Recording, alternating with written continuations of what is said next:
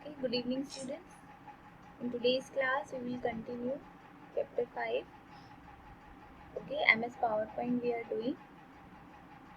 In the last class I have explained you some features of PowerPoint about slide master. Now today's topic is how can we change the background color of our slide.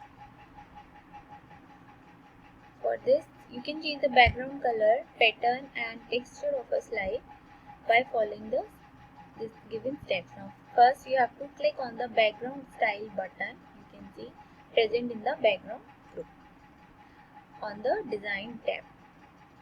Now a list of options will be displayed like this. As you move the mouse over the background style, it is reflected on the slide. You can see any color you can select the required background. Now click on the format background option of the background style button. The format background dialog box will appear. Click on the fill tab and select any fill style option. Click on color button.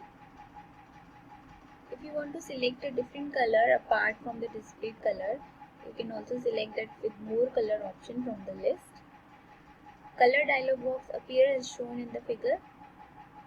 Click on the standard tab and choose the color whatever you want. You can also select the custom tab to create your own color schemes. Then after that click on OK. So you can see you will be directed to the format background dialog box on the screen. Then click on apply to all button, the color scheme to the all slides. Then click on the close button to close the dialog box. You can see the preview, it will change the background color. Now to change the background of a slide, right click on the slide and then select the format background from the context menu also. You can do that format background color window with this in the another way also. And choose the desired fill from the available option. Now there is one let's know more. Alignment refers to the placement of text on a slide. You can change the alignment by clicking on any alignment button on the home tab. Okay, now next topic is using fill effects.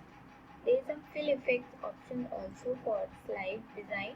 Fill effect allows to apply a gradient, texture or pictures to your object. For this click on insert shape and select any shape from the drop down menu. Okay, like this, draw the shape on your slide. Then click on shape fill button in the drawing group and home tab.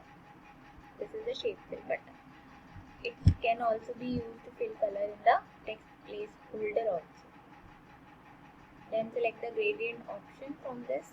Select the desired color scheme from the displayed list. More gradient you can also select option. In the window format shape dialog box as shown in the figure, you can see. Select the gradient fill. Then click on the preset color button. So you can see the different shades, gradient shades over here. We can mix the 2 or 3 more colors and we can make our own shading art. So select the desired color scheme from the drop down list. Similarly, we can fill texture by selecting the pictures or texture fill option. Then click on the texture button. Any texture also you can select option appears with inbuilt texture. Then select any texture from the list. To insert a picture as a texture, click on the clip art button on the format picture dialog box. The select picture dialog box will appear. Then choose a picture of your choice, whatever you want to insert. Then click on OK and close the format picture dialog box. You can see the picture will be inputted on the slide. Now there is another quick view. Press Ctrl plus T for open the font dialog box. Increase the font size using the shortcut key Ctrl plus Shift plus greater than sign. And decrease the font size. We can want to decrease the font size. Ctrl plus Shift plus less than sign. Now next topic, how can we apply formatting effects? Like creating a new presentation, enter the text and apply the formatting effect shown in the figure.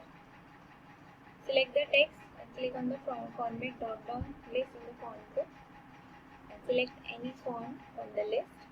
With this we can change the format. You can see the text gets changed. You can see the preview. You can change the font size by clicking on the drop down arrow next to the font size button on the font group and select the desired size. Select the text and click on increase font size button to increase the font size. These are the two buttons, increasing font size and decreasing font size. You can see the preview. To decrease the font size, click on the decrease font size button. It will decrease the size of the font like this. Then select the text and click on text shadow button to give shadow effect. To remove the shadow effect, click again on the text shadow button. To apply formatting style to the text, click on button bold, italic, underline for applying different style, bold with darker shade, italic for slanting, and U for underline. To apply the formatting text effect to another selection, then select the text and click on the format painter button on the clipboard group on the home tab. Hold down the mouse and drag over the text on which you want to apply the formatting effect and release the mouse button. Format painter button, what it will do? It will copy the formatting of the text to the another text. Now there is one tip for you.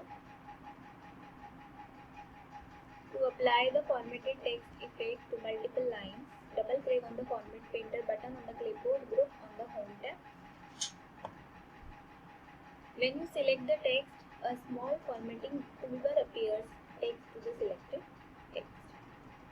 Most of the buttons in the font group are toggle on or off buttons. Now next option is how can we apply indents. What are indents? Indenting feature used to move a complete paragraph or the first line to a specific number of places from the left or right margin. To apply indenting, follow these steps. Select the paragraph that you want to indent. First you have to select, then drag the left line indent. These are the three indents you can see on the ruler bar. This is also another indent. This is the left line indent. What is called? This is the left line indent marker. Okay, rest of the paragraph and first line will be leave for that, and rest of the paragraph will be moved on the left side toward the right side as shown in the figure. It will be increase the indentation. And to indent the first line of a paragraph, so you have to move that upper part of the indent toward the right side. Okay, there is two part of the indentation on the ruler, upper and down. So down part is for whole paragraph and first part, upper part only for first line. In case the ruler bar is not visible, you can enable it by clicking on the view tab, show group and view tab. Check this. Okay, this ruler must be on the screen. So preview slideshow effects while editing a presentation. How can we see the preview? Hold down the control key and click on the slideshow button. With this we can see our slides in the full screen. Click the form from beginning button. All the slides will open a tiny preview window showing that slides in slideshow mode like this. You can see. Now, okay, children, that's all for this presentation lesson that you have to do practice at your home of this PowerPoint and read the lesson again and again. Watch this video carefully and please learn all the steps and do practice at your home. Okay, on your laptop, on your computer, open MS PowerPoint and watch this video by pausing it again and again and follow all the steps practically on your computer. Okay, after that you can understand well all the features. So now I will revise for you all the points, recap points of this chapter. Formatting means changing the appearance of the text to enhance its look. Slide master is an element of the template that stores information including text style, placeholder sizes, background design, color scheme, etc. The slide master consists of two placeholders, slide title and body text. You can change the background color, pattern and texture of a slide by using the background style button. Format painter used to apply the formatted text effect to another selection. Indenting feature used to move a complete paragraph or the first line to a specific number of places from left or right. Now, okay children, now that's all for today's class. Now I will give you homework.